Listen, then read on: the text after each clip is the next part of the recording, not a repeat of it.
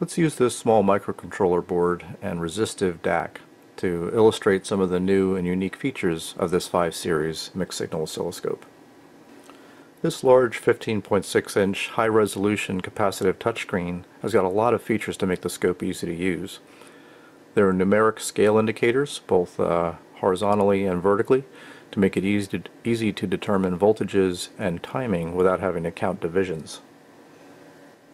Now, each of the 8 channels are all color-coded, so that the badge on the screen, the trace color, and even the illumination around the controls correspond to that color of the selected trace.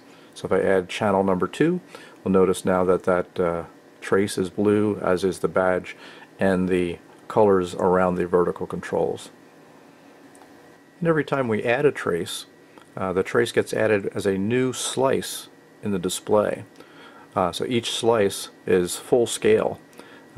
Traditionally on oscilloscopes, all the waveforms would get overlaid, and oftentimes users would adjust the vertical scale and offset to separate the waveforms. And the problem with that is that you sacrifice resolution. So by using this stacked mode, we essentially get a full scale available for each of the channels, and without having the traces overlaid on top of each other. Now at first glance, the probe interface looks like the Tech VPI probe interface that is on the current series of oscilloscopes. But upon closer examination, there's an extra set of connectors down here at the bottom. That leads to some very interesting capability. We call these flex channels. By simply plugging in a logic probe, we can turn a channel into essentially an 8-bit logic analyzer. We put the probe in, turn the channel on, and now I've got those 8 bits that are connected to my microcontroller board being probed by this logic probe.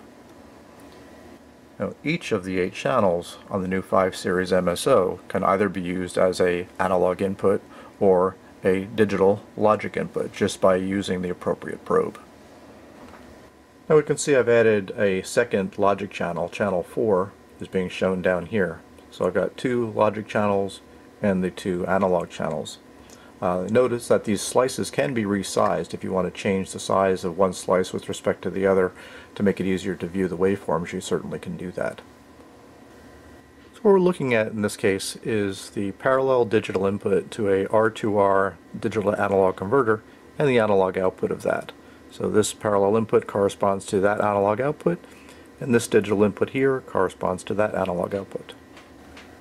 Now there are a lot of new display features beyond what we've shown here. We've also got the ability to add plots. One of the things we can add is an XY plot. So in this case I'll add XY with channel 1 being the X source, channel 2 being the Y source. If we add that in here, we can actually see what I've created is essentially a graphic. Now of course it's kind of stretched out here, so I'll just simply grab the title bar for that and move that and reposition it. So now I've got all the waveform slices that I showed earlier over here and my new XY plot over there. So let's pause the acquisition here and take a look at some interesting things with cursors.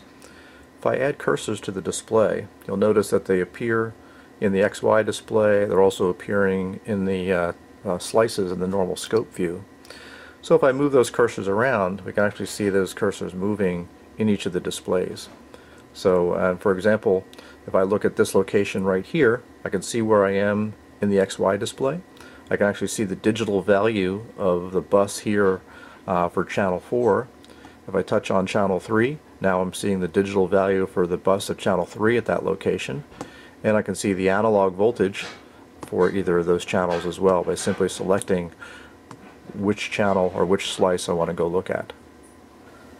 So all of these kind of new features, having up to 8 channels, each of those channels being analog or digital, being able to add plots and move them around and change the way that they're displayed, can really help you to visualize the data in the way that makes it most efficient for you to view and analyze the circuits that you're working on.